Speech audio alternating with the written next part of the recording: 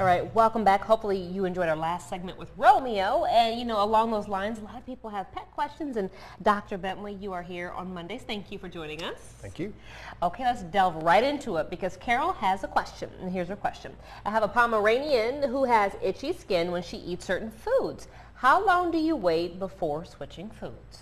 Okay, the general rule of thumb is 6 weeks. It takes that long for the previous inflammatory reaction to completely subside. Therefore, you need to have your food separated if you're doing food trials by at least 6 weeks. Also, the brand of food makes no difference whatsoever. If the dog is allergic to chicken, it's always the protein, by the way, that they're allergic to.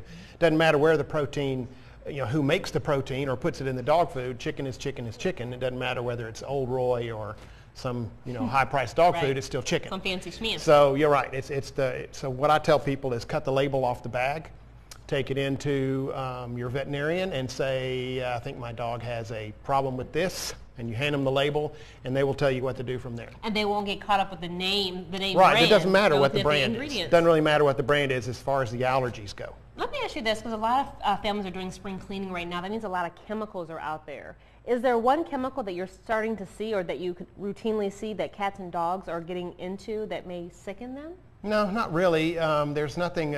The main thing is whenever you clean something, if you're using anything that you think might hurt the dog, just make sure it's completely dry before you let the dog into the area. So that means if you're cleaning out a cage or if you're cleaning your floor with Endust or you're spraying Febreze all over the house, just make sure all of that is dried up before you allow the animals back into the area. Because there's nothing worse if you spray something so nice smelling in the air, it's going to fall down. Exactly. And that little nose is like, wow, really? Exactly.